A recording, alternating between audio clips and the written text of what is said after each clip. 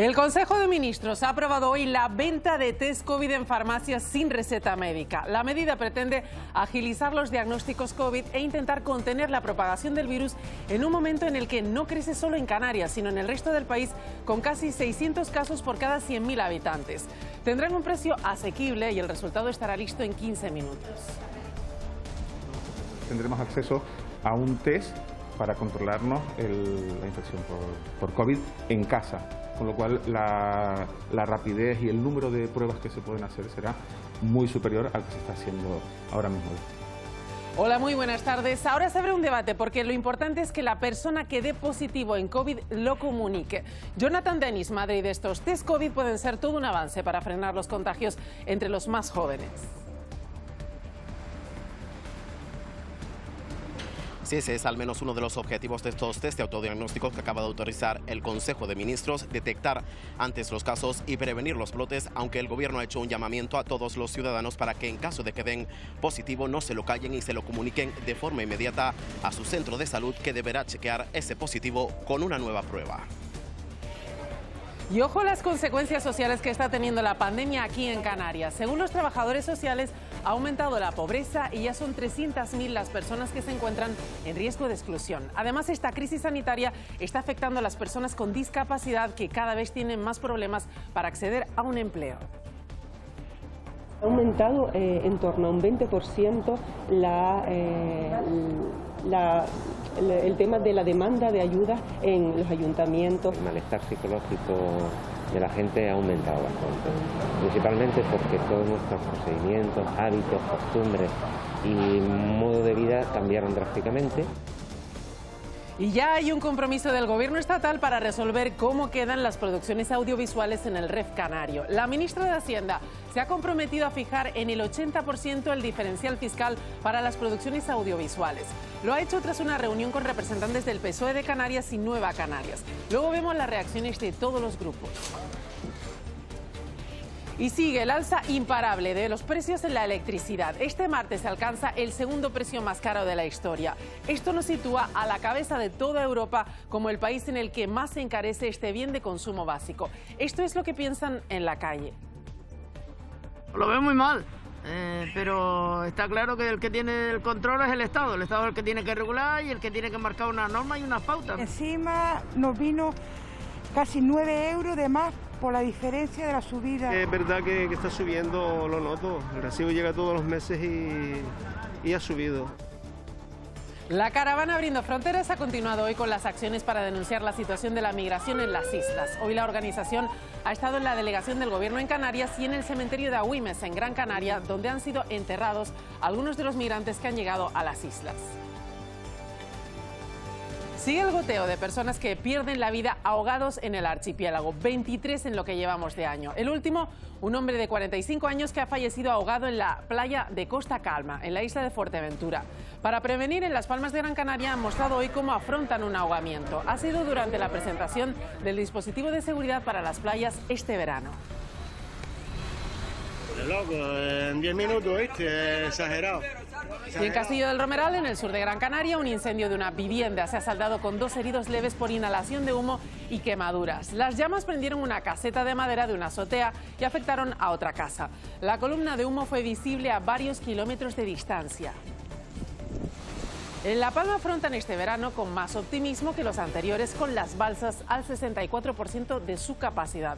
En el noreste de la isla alcanzan hasta el 80%. Toda una tranquilidad para el sector agrícola de la isla. Ya lo habrán notado, el descenso de las temperaturas entre ayer y hoy ha sido notable. Shaila Falcón. El calor no da una tregua estos días. El descenso de temperaturas está siendo notable, como decías, en muchos puntos de las islas, y también han vuelto las nubes bajas al norte de las islas de mayor relieve y los intervalos nubosos a Lanzarote y Fuerteventura. En el resto de zonas sí podemos disfrutar del sol y seguimos bajo el régimen del alisio, que sopla con intervalos de fuerte en el sudeste y noroeste.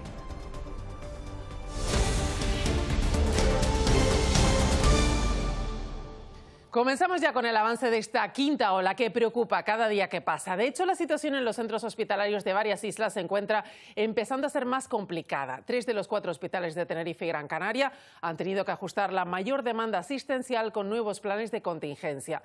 Los expertos piden prudencia y avanzar con rapidez en los grupos de vacunación.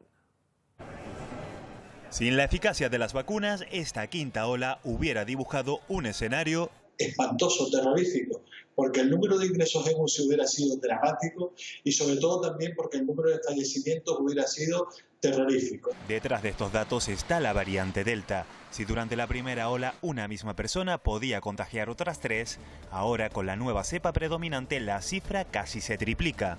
Es un 50% más contagiosa, lo cual significa que pasados los días y las semanas, en lugar de multiplicarse por 2, por 2, por 2, se va a multiplicar por 3, por 3, por 3. Pero ¿por qué algunas de estas personas acaban hospitalizadas si están vacunadas? Las personas que solamente tienen una dosis de vacuna administrada no están bien protegidas frente a la variante Delta. Aun cuando hayan recibido la segunda dosis ya estuvieran en periodo de incubación. En Canarias hay ingresadas 53 personas en UCI y 319 hospitalizadas.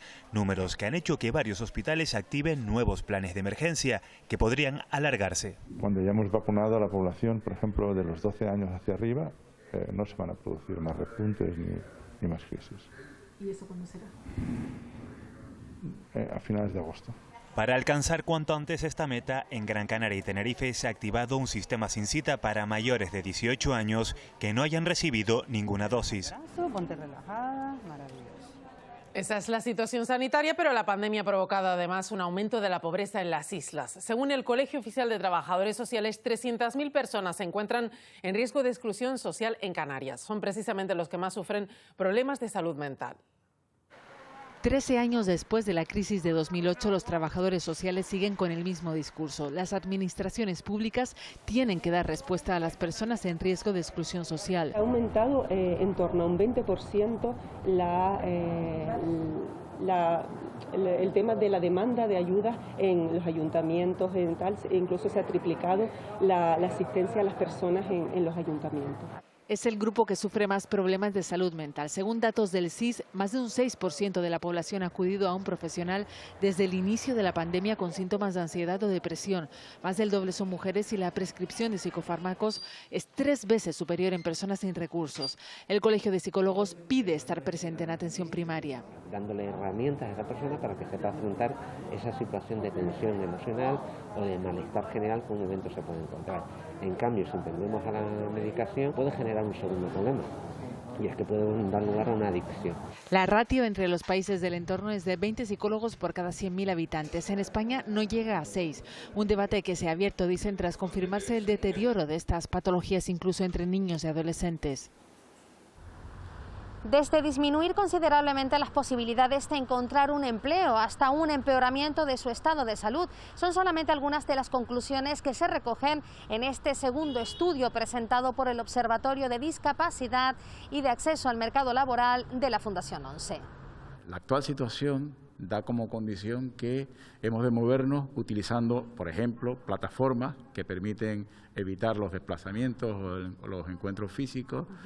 Y esa es una herramienta magnífica, pero también eso, en el caso de las personas con discapacidad, pone de manifiesto una determinada brecha que hay, una brecha digital, de formación. Todo ello dificulta aún más el acceso al empleo para un colectivo especialmente vulnerable. Tenemos que intentar que mascarillas, distancias, hábitos nuevos de vida sean lo menos perjudicial para las personas y sobre todo la modernización en este momento es un objetivo primordial, pero la modernización tiene que ser accesible.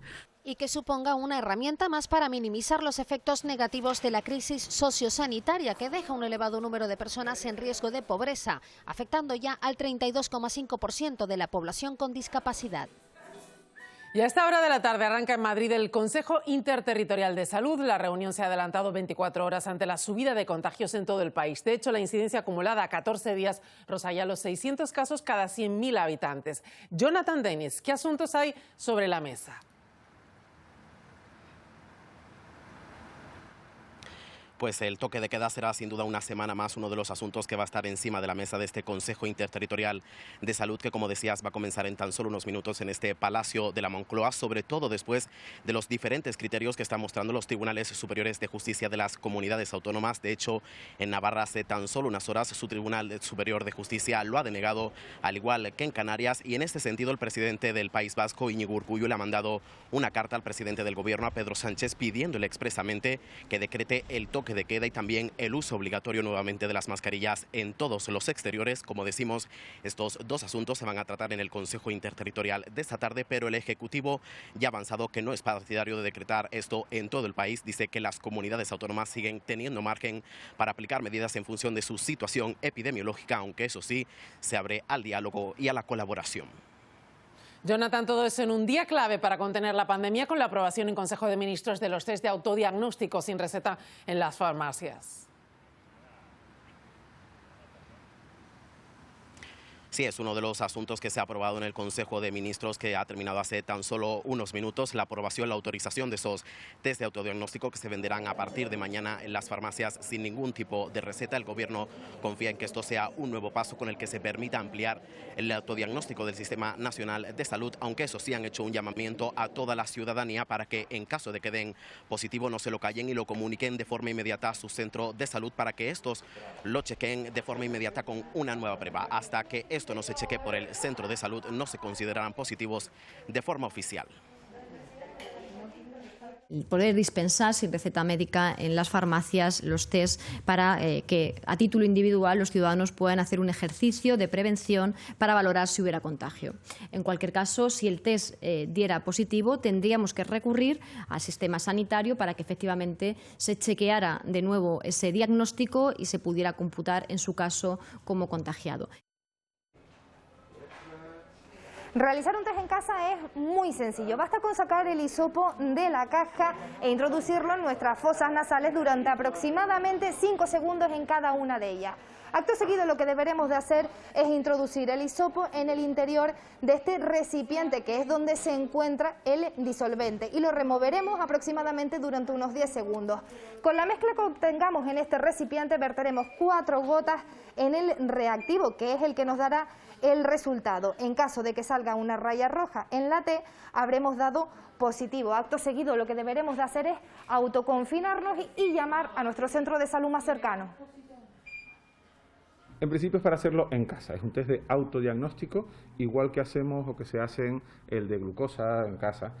Pero bueno, en el caso de alguna persona que se considere pues, incapacitada, una persona mayor o con algún problema que no puede hacerlo, en la farmacia estoy seguro que en esta por lo menos los ayudaremos. Como han visto, Canarias no es el único territorio nacional que no ha recibido el aval de la justicia para el toque de queda, también Navarra. Aquí en las islas el presidente confía en que el Supremo les dé la razón. Hemos presentado el recurso de casación al Tribunal Supremo. Hicimos en la tarde-noche de ayer, creo que es contundente. Yo espero que nos den la razón, porque es una de las pocas herramientas que tenemos en estos momentos. Y es válida, funciona. Impide las aglomeraciones nocturnas, especialmente los fines de semana, y especialmente de quienes más se aglomeran, que son la población joven.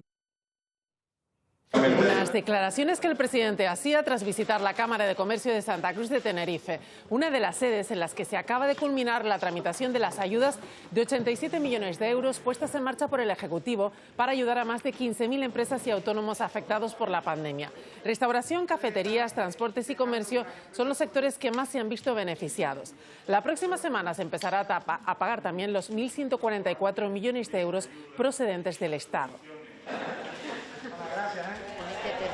Se ve claramente dónde estaba esa afección y de ahí la importancia. Las ayudas han llegado a aquellas empresas que más lo necesitaban. Esta colaboración público-privada, como digo, ha sido un acierto, ya que no solo permite tener un sistema más flexible, sino que también supone un respiro para las administraciones públicas y las diferentes solicitudes se gestionan de forma más ágil.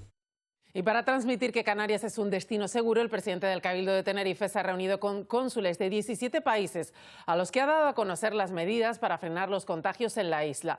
El encuentro ha sido telemático y ha contado con la presencia de representantes del Servicio Canario de Salud, de Asotel, representantes de Turismo Vacacional y de Turismo de Tenerife. Pedro Martín ha apostado por un protocolo común frente al coronavirus para poder reactivar el turismo. Intentar coordinar medidas a tomar con aquellos visitantes que dan positivo una vez que están aquí o que pueden contraer la enfermedad. Hay muchas dudas de cómo actuar cuando hay una persona que da positivo en un hotel o simplemente que cuando ya termina las vacaciones y quiere ir al aeropuerto no puede hacerlo porque da positivo. Establecer criterios de cómo actuar nos transmite desde luego una mayor seguridad a todos.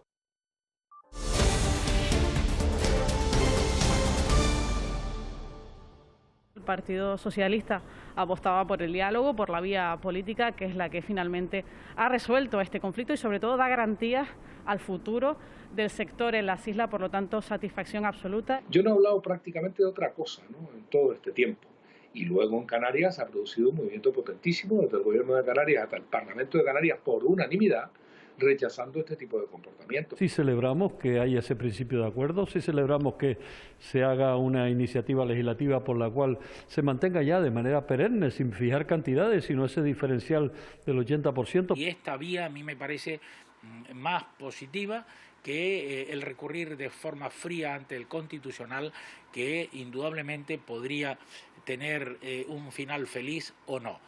El hecho de que el presidente de Canarias, con su vicepresidente y consejero de Hacienda, en el día de ayer hayan dado carta de naturaleza a la vulneración y violación de nuestro REF, nos parece un hecho de extrema gravedad. El supuesto acuerdo político es una tomadura de pelo, un engaño más de los gobiernos de Torres y Sánchez a Canarias. Recoge lo que ya contempla la ley. Nosotros hemos defendido, tanto en el Parlamento de Canarias como también en Madrid, la necesidad de mantener ese diferencial en el 80%. Y nos alegramos que finalmente el Ministerio haya reconsiderado su postura. Es lo que piensan los diferentes grupos parlamentarios sobre la recuperación del diferencial fiscal del 80% para las producciones audiovisuales en Canarias. Ha costado, pero finalmente el Partido Socialista en Canarias y Nueva Canarias han arrancado el compromiso al Ministerio de Hacienda para que cambie la ley antes de final de año. De esta forma, cada producción en las islas optaría a un máximo de deducciones de 18 millones de euros frente a los 10 del resto del país. En un encuentro discreto, sin cámaras, el PSOE de Canarias y Nueva Canarias arrancaron el compromiso de Madrid. Antes de final de año se cambiará la ley para que las islas vuelvan a tener el 80% de diferencial fiscal con respecto al resto del país para las producciones audiovisuales. Acabar con esta polémica cuando aparezca en el Boletín Oficial del Estado una nueva regulación que de manera inequívoca, sin posibles interpretaciones de otro tipo, garantice un 80% más en Canarias que en el resto del Estado. De esta forma, cada producción podría optar en Canarias a un tope de incentivos de 18 millones de euros y no de 12,4 como hasta ahora, frente a los 10 millones en la península. Se despeja, por fin, este problema para siempre. Es decir, lo más importante es que se da una absoluta seguridad jurídica. Conseguir el 80% de diferenciación que marca la filosofía del REF debe alegrar a todo el mundo, ¿no? Este acuerdo político supondría que el Gobierno no recurriría al Constitucional para defender el REF. Cada mes supera al anterior. Julio va camino de convertirse en el más caro para el recibo de la luz. Hoy, de hecho, el coste de generación eléctrica ha marcado un nuevo récord histórico al superar los 101 euros por megavatio hora. Las asociaciones de consumidores piden una regulación de los precios. Hoy tenemos la tarifa de la luz más elevada de los últimos 20 años y la segunda más cara de la historia, alcanzando los 101,82 euros el megavatio hora. Estos costes suponen solo hoy el 24% de la factura. Las franjas más caras de este martes se encuentran a las 9 de la mañana con el coste de los 111 euros el megavatio hora y a las 10 de la noche rozando los 110 euros. Con estas referencias todo apunta a que a final de mes habrá otro récord. Posiblemente tendremos el más alto de toda nuestra historia. La factura de la luz implica que, por ejemplo, poner el aire acondicionado en hora punta está costando entre el doble y el triple que hace un año. Nos vino casi 9 euros de más. Está subiendo, lo noto, el recibo llega todos los meses y ha subido. El Estado es el que tiene que regular y el que tiene que marcar una norma y unas pautas, pero Si ellos no hacen nada, ¿nosotros qué podemos hacer? Estos precios se deben, según Facua, a un problema regulatorio. Pagamos al mismo precio la hidráulica y el gas de lo que pagamos la energía eólica, por ejemplo, injustamente. Hay que modificar el sistema, hay que expulsar a determinadas tecnologías de la subasta. La hidroeléctrica y las nucleares no deberían estar dentro de ese pool, de esa subasta diaria, y aparte el gobierno tiene que tomar también medidas. También los carburantes alcanzan su nivel más alto desde marzo de 2015. Y en el ámbito educativo, la pandemia también ha requerido una inversión. Hasta el momento ha obligado al sistema educativo canario a insuflar más de 147 millones de euros en gastos extra. Esta semana, la Consejería ultima los protocolos anti-COVID para el próximo curso. Todo apunta a que muchas medidas se van a mantener. Entre las decisiones que podrían mantenerse están los grupos burbuja o los 800 docentes añadidos en primaria. Educación considera que el curso pasado, a pesar de las dificultades, ha sido un éxito en Canarias, una de las pocas comunidades donde se asumió al 100% la presencialidad en septiembre y donde la horquilla de contagio se ha mantenido entre el 0,1 al 0,4. En primaria, por ejemplo, seguramente seguirán testando los grupos burbuja. Quiero decir, pocas cosas se cambiarán. Aquellas que nos lo permiten, digo, la evolución de la pandemia y la vacunación, tanto del profesorado como de los alumnos de secundaria. Además, el Ejecutivo se compromete a seguir trabajando en la eliminación de los barracones escolares tras la supresión de una treintena en los últimos 2 años, cuando se ha pasado de 80 a 64. La intención es que de aquí a terminar la legislatura demos un paso importante en la eliminación de estas aulas, que desde luego a nosotros no nos gusta, igual que a usted, que los niños estén allí, pero que ha servido como un remiendo que se ha ido extendiendo en el tiempo, ¿no? Educación también prevé acometer bajadas de ratios y valora satisfactoriamente la puesta en marcha del Centro Canario de Educación en Línea, que ha dado cobertura a 139 menores afectados por la pandemia u otras enfermedades. Y en Telde, en Gran Canaria, sigue la renovación de los centros escolares. En los 2 últimos años, el Ayuntamiento ha invertido más de 1 millón de euros en reparar 29 colegios del municipio. Hoy ha presentado sus planes hasta 2023. El consistorio prevé intervenir en otra treintena de inmuebles. Algunos de ellos tienen ya 50 años. La alcaldesa Carmen Hernández ha recordado que en 2019 se tuvo que actuar de urgencia en 9 centros afectados por las lluvias torrenciales del año anterior. La previsión es que al acabar el mandato sean más de 50 los colegios renovados, gracias a otros 5 millones de euros adicionales. Mantener un edificio que tiene 30, 40 años, casi más que mantener, en algunos casos habría que demoler y rehacer. Entonces, efectivamente, nos sale más caro el mantenimiento cuando los colegios son más antiguos. Y suspender la oposición e ir solamente a un concurso de méritos para los profesores interinos es lo que piden algunos sindicatos de docentes de Canarias y del resto del Estado. Y con esa idea, un grupo de estos profesores interinos se ha manifestado este mediodía ante la sede del Gobierno de Canarias en Las Palmas de Gran Canaria.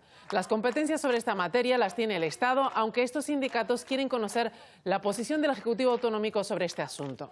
Si hay oposición como paso previo al concurso de méritos, estos docentes interinos consideran que no se valorarán los años que llevan en fraude de ley dando clases. Se pueden convocar procesos selectivos por acceso por concurso de mérito. Que se elimine la fase de oposición porque está recogido así en la normativa estatal. Y se convoquen procedimientos por concurso de mérito. Lo hemos defendido, lo hemos propuesto a todas las administraciones con las que hemos tenido reuniones, pero de momento no se ha accedido. Y la caravana Abriendo Fronteras ha continuado hoy con las acciones para denunciar la situación de la migración aquí en las islas. Tras concentrarse ante la delegación del Gobierno en Canarias y en el cementerio de Agüimes, han llegado Osiris Armas hasta el muelle de Arguineguín para insistir en sus críticas a la gestión migratoria.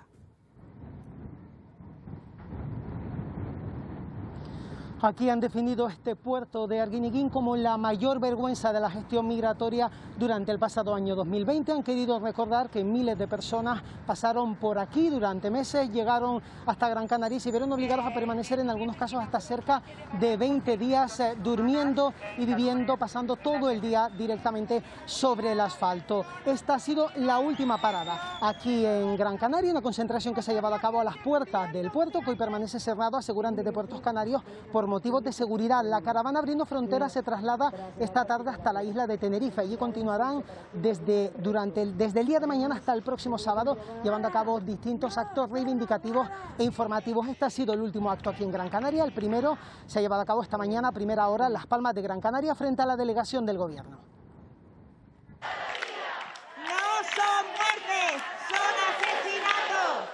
Así, vestidos con EPI, se han manifestado hoy frente a la delegación del Gobierno. Denuncian la situación en la que se encuentran aún cientos de migrantes.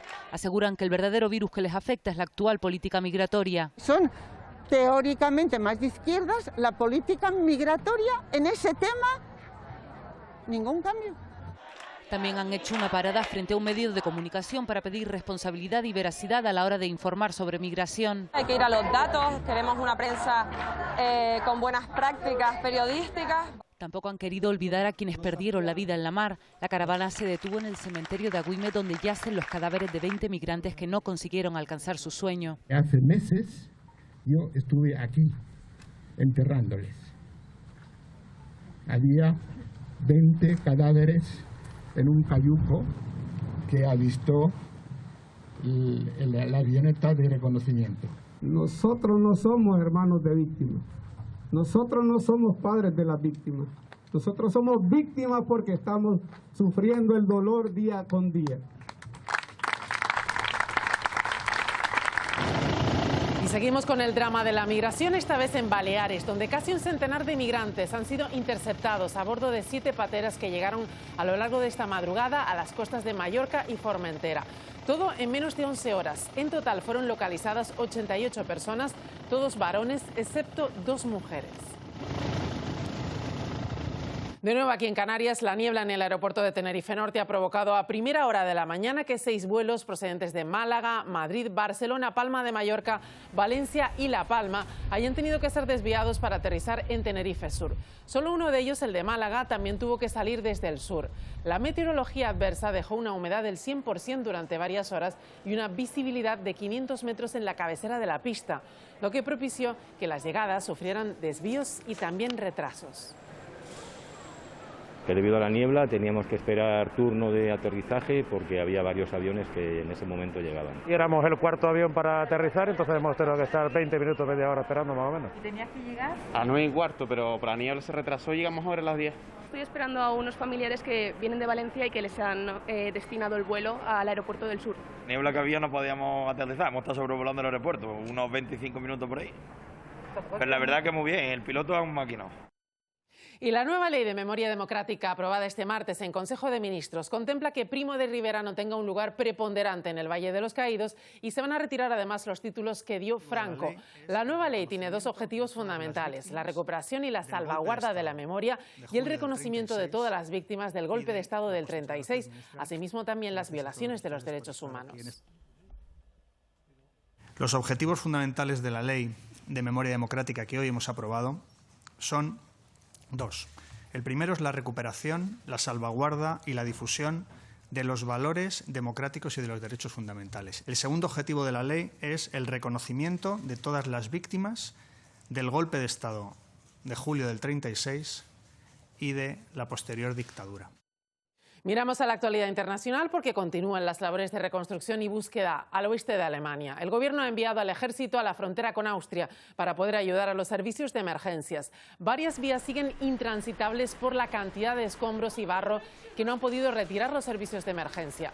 El gobierno está preparando un paquete de ayudas para las regiones más afectadas por las inundaciones del pasado fin de semana.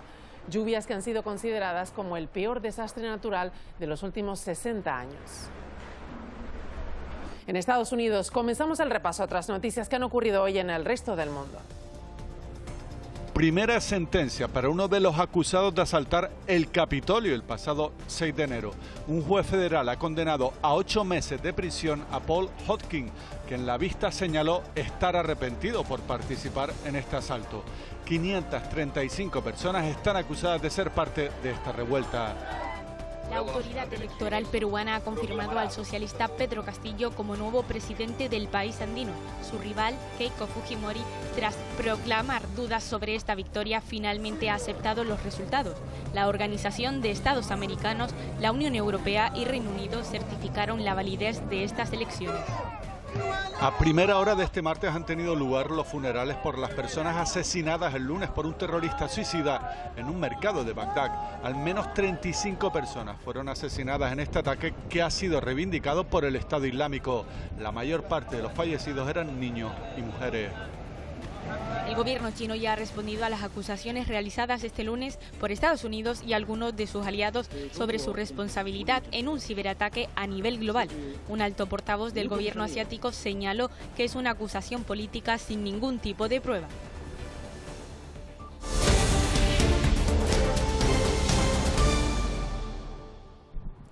En Fuerteventura, un hombre de 45 años ha fallecido ahogado en la playa de Costa Calma, en el municipio de Pájara. El socorrista alertó a los servicios de emergencias, pero las maniobras de reanimación finalizaron sin éxito. Tal y como ocurrió ayer en Fuerteventura, las costas canarias siguen siendo un lugar en el que en cualquier momento se puede asomar la tragedia.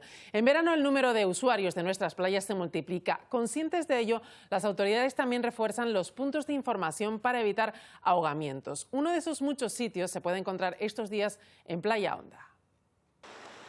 Más usuarios de playa igual a más precaución. Con esta lógica se intentan evitar el mayor número de ahogamientos posible, que solo en este 2021 ya suman 23 muertes. Lo más importante ante todo, sea ahogamiento o parada, es sobre todo la conducta PAS, que es el proteger, alertar y socorrer. El pasado mes, según Canarias 1.500 kilómetros de costas, en las islas 6 personas ya han perdido la vida en nuestras aguas, a la que hay que sumar la de ayer en Fuerteventura. Saber qué significa cada bandera, qué hacer, pues eso, en caso de que veamos una persona en parada, que sea tanto en playa o en cualquier sitio. El cómo bañarte, como por decir una forma, que no tienes que hacerlo después de recién haber comido. El perfil del ahogado es cada vez más joven y un consejo universal aplicado a la lógica común debiera de ser más que suficiente para evitar muchas muertes. Tenerle respeto al mar. No meterte con la marea muy movida, no sobrepasarte de la zona y sobre todo tener cuidado con que si te bañas solo o dependiendo de con quién te puedas bañar. En la actualidad, las víctimas por ahogamientos en Canarias duplican a las de accidentes de tráfico. Y precisamente para evitar tragedias en el mar, el Ayuntamiento de Las Palmas de Gran Canaria ha exhibido hoy el músculo con el que pretende dotar de seguridad a toda la costa del municipio. Este bañista se encuentra en apuros en las Alcarabaneras. La policía local da la señal de aviso. Hasta la zona llega este dron equipado con un salvavidas que se hincha al entrar en contacto con el agua. Se gana así tiempo hasta que los bomberos logran acceder hasta él, lo trasladan a tierra lo más rápido posible y comienza el trabajo de los sanitarios. El dispositivo logra salvar una vida. Los bomberos tienen un servicio muy especial, muy especializado, muy tecnificado, a través incluso de drones, con material específico para la actuación en aguas turbulentas, en la costa, en zonas rocosas. Seguridad en el agua y vigilancia de las medidas sanitarias en tierra firme. Para controlar las aglomeraciones y mantener en la medida posible vivas las medidas de seguridad, de mantener la distancia de seguridad, las mascarillas, no fumar en las playas. Y todo para que la única preocupación sea disfrutar. Y el calor de los últimos días ha vuelto a poner de relieve la importancia que tuvo haber recuperado en invierno un régimen de lluvia alejado de la sequía de los últimos años. En la isla de La Palma esto ha permitido que las balsas ofrezcan, Javier Sánchez, un nivel óptimo. Los embalses se encuentran al 64% de capacidad media en La Palma, aunque fluctúan ligeramente entre los buenos datos que ofrece el noreste de la isla, donde algunas de estas infraestructuras llegan al 80%, o esta de Dos Pinos, en los llanos de Aridane, que apenas llega al 41%. Lo cierto es que en cualquier caso son cifras mucho mejores que las que se vivieron durante los últimos años, sobre todo en 2020, cuando más apretó esa sequía y donde la media de toda la isla en este mes de julio apenas llegaba al 35%. Es sin duda alguna una buena noticia para el sector primario, que puede disfrutar de agua con cierta tranquilidad durante los próximos meses. Y es que hay que recordar que durante el paso de invierno las lluvias, sin ser excesivas, sí consiguieron mejorar la imagen de estos embalses y que ahora mismo ya puede disfrutar, como decimos, tanto la agricultura como la ganadería. Ahora mismo tenemos una situación tranquila porque, te digo, tiene varios pozos al ralentí, es decir, siguen lanzando eso y tirarás de ellos si fuera necesario tirar con más profundidad, pero de momento están ahí y estás tirando de esas balsas intermedias y la laguna, que es la que regula un poco el resto. Y en La Gomera, hacer autoabastecible y sostenible el centro de talasoterapia de la isla es el objetivo de la implantación de paneles fotovoltaicos que se está llevando a cabo. La iniciativa Mónica Darias persigue la apertura del mismo. El Cabildo de La Gomera, en colaboración con el Instituto Tecnológico de Canarias y dentro del programa en el que se están implantando energías sostenibles a los edificios públicos de la isla, ha comenzado la implantación de paneles solares fotovoltaicos en el centro de talasoterapia de Hermigua. El objetivo, caminar hacia la sostenibilidad y dotar de autoconsumo a este centro, además de ahorrar energía y evitar emisiones de CO2. Una medida implantada por el Cabildo de La Gomera, por la institución insular, a este centro, titularidad del Ayuntamiento de Hermigua, que puedan hacer sostenibles económicamente para el consistorio la apertura del mismo. No solo en este centro de talasoterapia, sino también en la sede del Cabildo, en el Matadero, en la residencia de Alajeró y en fin, y otros muchos lugares, porque estamos en el camino del el cambio del modelo energético que tiene La Gomera y que tiene Canarias. Es decir, vamos camino a una apuesta por la transición energética para luchar contra el cambio climático. Y en El Hierro, el Ayuntamiento de La Frontera ha puesto en marcha una campaña para el buen uso de zonas azules de aparcamientos que funcionan en horario laboral de lunes a sábado. Son los espacios con limitación de tiempo, una hora, que se centran y se concentran en Tigaday. En el consistorio ya están disponibles los relojes para indicar la hora a la que se empieza a usar el aparcamiento. Se tendrá que colocar en un sitio visible del vehículo. Si alguien no dispone de este reloj, igualmente tendrá que indicar la hora de llegada en un papel para evitar ser sancionado. Los vamos a poder recoger durante todo este mes y el mes de agosto en las dependencias municipales. Para todos los censados habrá uno por coche y lo que pretendemos con ello es un poco dinamizar las zonas comerciales. Está Tigaday, una zona en la calle San Salvador y un poco en la calle Belgara.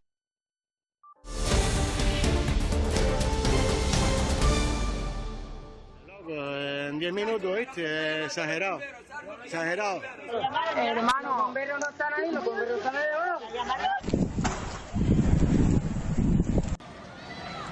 Ya lo han visto, era el incendio de una vivienda en Castillo del Romeral, en el sur de la isla de Gran Canaria. 2 personas resultaron heridas leves y las llamas afectaron a otra casa. La Policía Nacional ha presentado la vivienda porque presenta daños estructurales.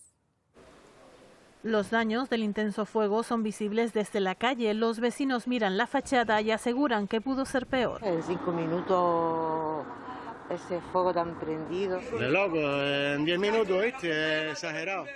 Si llega de viento, vamos, arrasa por todo. Del medio barrido, una fogolera y una macera de demonios. La bombona, ¡pum! La columna de humo era visible a varios kilómetros y las llamas afectaron a otras viviendas. Pues fueron los 3 aire acondicionados, las 2 planchas de los 2 payos de luz. Una mujer y un menor resultaron heridos leves. Fueron quemaduras, pero quemaduras leves porque me parece que tuvieron que sacar los 2 animalitos que tenían arriba, los 2 perritos. La policía científica investiga lo ocurrido. El fuego se extendió por varias zonas de la casa, pero sobre todo en la azotea, donde había una caseta de madera. La vivienda permanece precintada. Los bomberos advirtieron de deficiencias en la estructura por el intenso calor. Serán ahora los peritos municipales quienes determinen la habitabilidad de la vivienda, ya que los propietarios carecen de seguro. Y en estos momentos los servicios de emergencias trabajan en la retirada de este camión volcado en la incorporación a la Gran Canaria 1 a la altura de Las Huesas. Transportaba un contenedor. El 112 ha confirmado el envío de 2 ambulancias y se encuentran valorando si hay heridos de gravedad. El Tribunal Supremo ha condenado al Servicio Canario de Salud a pagar más de 1 millón de euros por una negligencia con un bebé. La sentencia reconoce que en los hechos ocurridos en el año 2012 en el Hospital Dr. José Molina Orosa, en la isla de Lanzarote, el recién nacido sufrió secuelas físicas y neurológicas irreparables debido a la falta de un tratamiento adecuado de la ictericia que presentaba desde su nacimiento. Eso provocó horas después una parálisis cerebral irreversible. Y los miembros del Consejo de Administración de la Clínica Cajal en Gran Canaria se sientan hoy en el banquillo, acusados de apropiación indebida y de delito societario. Uno de los socios les acusa de perjudicar a la empresa en la venta de acciones y de cometer irregularidades como el pago de alquileres y retribuciones exorbitadas a directivos de la clínica. La acusación pide 8 años de prisión. Además, ha sido declarada nula la licencia de obras otorgada por el Ayuntamiento de Las Palmas de Gran Canaria a la empresa Realia para la construcción de las torres del canódromo. El fallo estima de manera íntegra el recurso presentado por Ben Majek, Ecologistas en Acción, por ser contrario tanto al amparo de los planes generales de ordenación urbana de 2000 como de 2005, como al plan especial del canódromo del año 2003. Y el pequeño Nicolás ha sido condenado a 3 años de cárcel por hacerse pasar por un emisario del rey durante un viaje a Lugo, en Galicia, después de ser condenado a 1 año y 9 meses de prisión por falsificar un DNI para que uno de sus amigos hiciese la selectividad. Este martes se conocía esta nueva condena de 9 meses de prisión como autor de un delito de usurpación de funciones públicas y otros 2 años y 3 meses de reclusión por un delito de cohecho activo. A esta hora de la tarde, Sanidad acaba de actualizar los datos de la COVID aquí en Canarias. Heriberto Fernández, parece que de nuevo no son buenos. Sí, de nuevo no son buenos porque, según los datos que ofrece el Gobierno de Canarias, en las últimas 24 horas se han detectado 622 nuevos casos de coronavirus. De COVID-19 por islas. Tenerife contabiliza 346 casos, Gran Canaria 232, La Palma y Lanzarote 13 casos cada una de las islas respectivamente, 2 en La Gomera, El Hierro, Fuerteventura 6, y El Hierro y La Graciosa no contabilizan casos. También hay que lamentar la muerte de 2 personas en las últimas 24 horas, ya son 804 en total desde que comenzara la pandemia aquí en el archipiélago y hay 8.756 casos activos por coronavirus en estos momentos en el archipiélago. Gracias, Heriberto. Ya lo ven, 622 nuevos positivos en las últimas 24 horas. Hay que seguir manteniendo la guardia alta. Sigue la tendencia al alza. Y cambiamos de asunto porque en Fuerteventura la ONCE ha presentado el cupón dedicado a los habitantes de la isla, perteneciente a la serie dedicada a gentilicios curiosos. Este cupón, que tendrá la imagen del mirador de Ayose y Guise con el gentilicio majorero, va a recorrer todo el país hasta el próximo 25 de julio. Para la ONCE, la curiosidad del gentilicio es que majorero deriva de la unión de los 2 reinos aborígenes, Maxorata y Herbania. Queremos dar a conocer pues a esta población de la isla de Fuerteventura, además de que sale Guise y Ayose en nuestro cupón, pues que toque el premio aquí. No podía ser en otro lugar que este, en el mirador de Guise y Ayose, los reyes magos de nuestra isla, los más de 5 millones de cupones que se venderán el 25 de julio. Y los fuegos de San Lorenzo en Las Palmas de Gran Canaria se cancelan un año más por la pandemia, pero sí va a haber actos tradicionales. Las fiestas se van a celebrar del 1 al 15 de agosto y van a tener lugar en la Plaza del Pueblo. El aforo va a ser limitado. Para asistir deben reservar sus entradas en la página web. La Gala Drag Queen y los conciertos de artistas como Falete, Mara Pérez y Pepe Benavente formarán parte de los festejos en honor a San Lorenzo.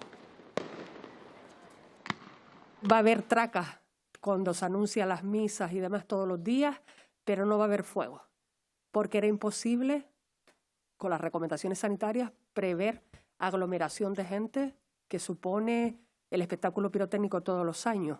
El aforo del recinto será de 250 personas, incluyendo público, artistas y el personal de la organización que esté en ese momento. Y regresa Summerland dentro del programa de Moda Cálida. Debido a la situación actual, aún no están definidas cuestiones como el aforo y todo va a depender de cómo evolucione la pandemia. Lo que sí es seguro es que saldrá adelante la actual edición de esta cita, que promociona la moda de baño hecha en Canarias y que va a contar con 19 marcas. Va a ser en el Parque Santa Catalina del 28 al 31 de julio. Todas las acciones de promoción nos han llevado al aumento de puntos de venta físicos en casi un 20% desde el año 2017 y en un 45% en puntos de venta online. En Tenerife este viernes arranca el Festival de Narración Verano de Cuento, un evento que va a cumplir 22 años. Con más de una docena de actividades al aire libre y con todas las medidas sanitarias, va a haber sesiones para todos los públicos. Eso sí, el aforo es limitado, por lo que habrá que solicitar invitación a través de la página web.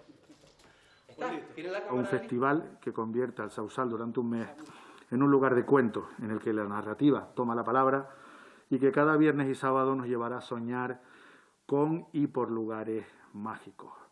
Narrativa para todos los públicos, con sesiones pensadas principalmente para niños y familias y otras dedicadas a los adultos, porque los cuentos no son solo de niños.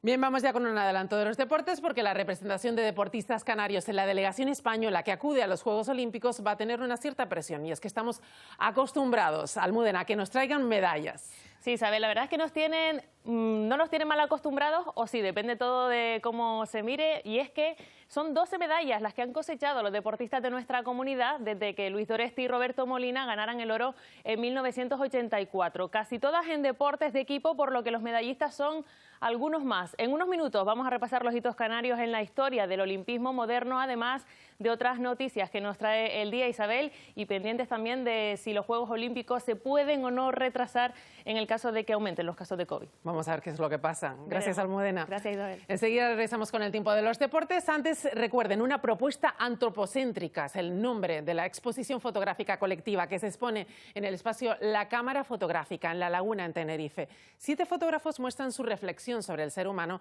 en diferentes países y situaciones y su relación con el entorno a través del cuerpo. Los secretos que esconde la alma humana reflejados a través de diferentes cuerpos. Realidades que quedan inmortalizadas gracias al talento de 7 fotógrafos en esta muestra colectiva, una propuesta antropocéntrica. Un homenaje, ¿no?, a la identidad cultural de la zona tribal del Omo Valley en Etiopía, esta diversidad cultural y qué juego tienen las tradiciones en sus rutinas diarias. Es un poco más una fotografía de estudio, ¿no?, un poco más artística, llevado a una fotografía viaje o costumbrista. Jugar con elementos compositivos de su propia cultura y llevado hacia una imagen un poco más purista. Una serie de fotografías del sudeste asiático, de Vietnam, Laos, Camboya y Tailandia, y ese despertar que tienen las ciudades por las tardes, por las noches cuando afloja el calor y la humedad, y pues todo ese juego de luces, los personajes, y bueno, más o menos he intentado jugar con esas combinaciones. Una serie se llama Pulmo, que viene de la parte de la medusa, la medusa se llama Rhizostoma pulmo, la cola de la medusa la que origina todo esto en el ser humano. Por eso estas personas están situadas en la orilla de una playa, simulando un poco la medusa y cómo es capaz de una piel transformar a otra piel. Una reflexión sobre el propio ser humano y su entorno y cómo él mismo define en gran medida quiénes somos. Identidades diversas que juntas crean un solo universo estético. Con esta exposición fotográfica terminamos por hoy. No se vayan, que todavía vienen los deportes y el tiempo y el resto de programación de Televisión Canaria. Disfruten de la tarde. Hasta mañana.